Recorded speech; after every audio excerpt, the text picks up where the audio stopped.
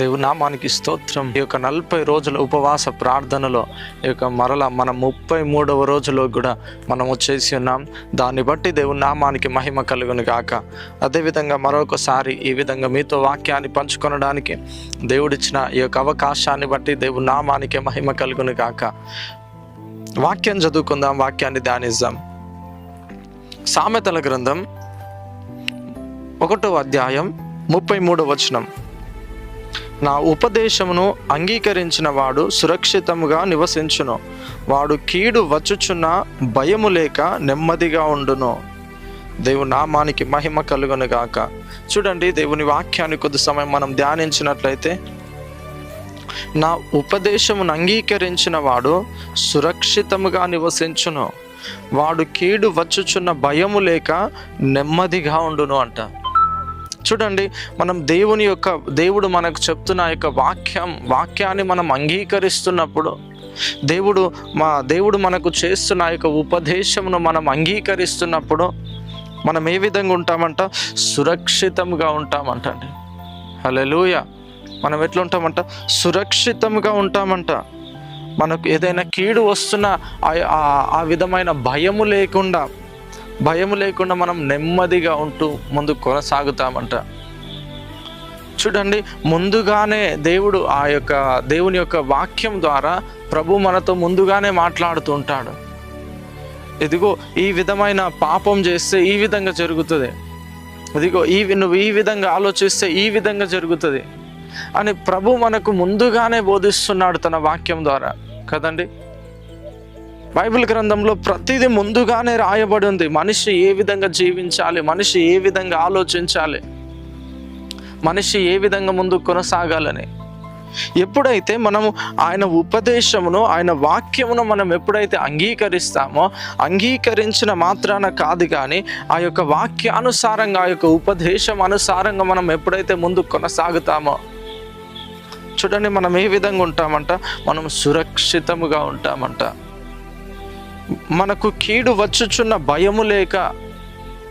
ఎందుకు అని అంటే, ఆ కీడు మనకు వస్తున్నదని మనకు తెలిసినప్పుడు కూడా నాకేం కాదు, నేను కరెక్ట్ అయిన మార్గంలో ఉన్నాను, నాకు ఏది ఎంత మాత్రం కూడా నా జీవితంలోకి ఏది హాని చేయదు. ఎందుకంటే ఆయన వాక్యానుసారంగా నేను ముందుకు కొనసాగుతున్నా, ఆయన చెప్పినటువంటి యొక్క ఉపదేశం యొక్క అనుసారంగా నేను ముందుకు కొనసాగుతున్నా అని మనం ఏ విధంగా ఉంటాం? మనము నెమ్మదిగా ఉంటామంట, మనం సురక్షితంగా ఉంటామంట. చూడండి, ఈరోజు ఎంతమంది ఆయన వాక్యాన్ని అంగీకరిస్తున్న వ్యక్తులుగా ఉన్నారు? ఈరోజు ఎంతమంది దేవుని యొక్క ఉపదేశమును అంగీకరిస్తున్న వ్యక్తులుగా ఉన్నారు? అనేక భయముల చేత, అనేకమైన ఇబ్బందుల చేత వాటిని మీరు ఎదుర్కొంటూ ఉన్నారా?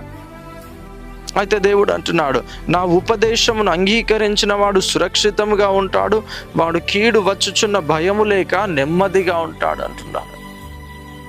నువ్వు దేవుని యొక్క ఉపదేశమును అంగీకరించినట్లయితే, దేవుని యొక్క ఆలోచన విధానంలో నువ్వు ముందుకు కొనసాగుతున్నట్లయితే, ఖచ్చితంగా నువ్వు ఏ విధమైన ఎలాంటి భయము లేకుండా నువ్వు నెమ్మదిగా ఉంటావు. ఏది నీకు ఎంత మాత్రం కూడా హాని చేయదు.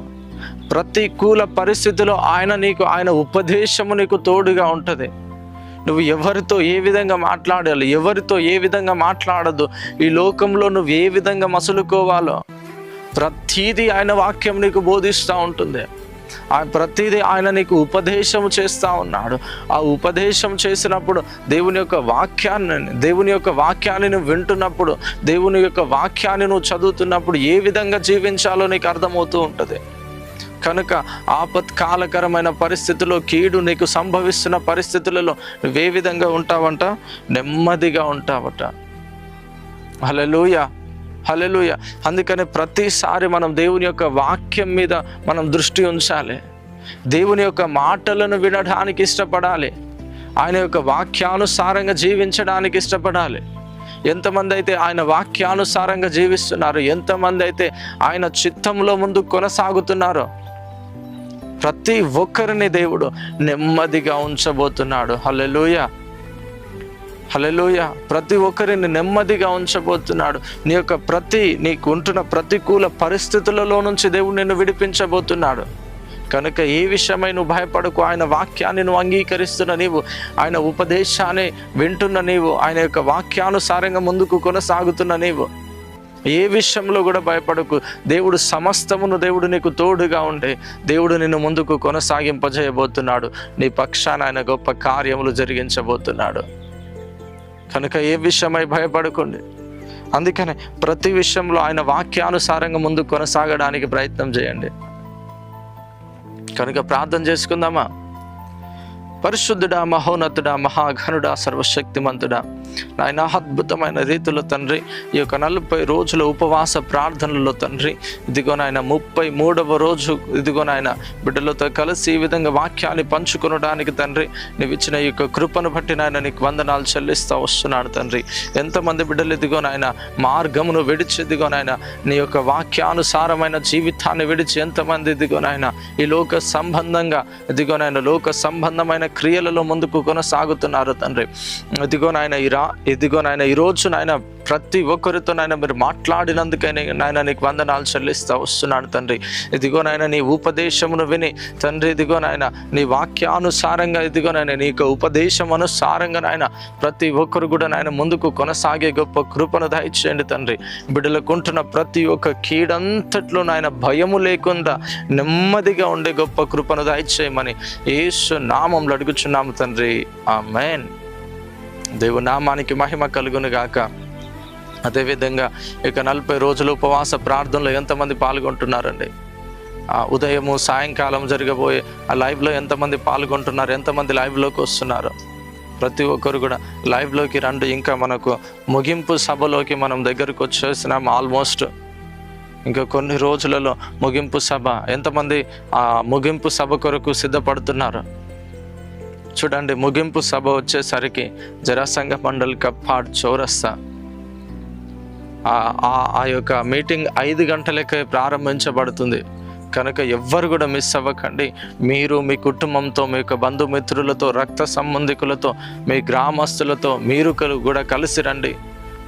అనేక అద్భుతమైన వర్తమానం విడుదలవ్వబోతుంది. ఈ యొక్క అంత్య దినముల యొక్క సూచనలు, అంత్య దినములలో నువ్వు ఏ విధంగా ముందుకు కొనసాగాలి, దేవుడు నీ పట్ల ఏ ప్రణాళిక కలిగి ఉన్నాడు, ఈ యొక్క అంత్య దినాలలో అనేకమైన అద్భుతమైన వర్తమానం విడుదలవ్వబోతుంది. అనేక ప్రజలు మారు మనసు పొందబోతున్నారు. అనేక ప్రజలు వారికి ఉంటున్న యొక్క బలహీనతల నుంచి విడుదల పొందుతున్నారు. కనుక ఎవ్వరు కూడా మిస్ అవ్వకండి. ప్రతిరోజు ప్రార్థనలో గడపండి. ఆ యొక్క మీటింగ్కు అందరూ కూడా నీవు నీ కుటుంబ సమేతంగా మీరు అందరూ కూడా మీటింగ్కు కదిలి రండి. అందరం కలిసి ప్రభు యొక్క రాజ్యాన్ని కడదాం. ప్రభు యొక్క త్రోవలలో ముందుకు కొనసాగడానికి ప్రయత్నిద్దాం. ప్రతి ఒక్కరం కూడా మరలా రేపు కలుసుకుందాం. అంతవరకు సెలవు. Thank you. Praise lord. God bless you.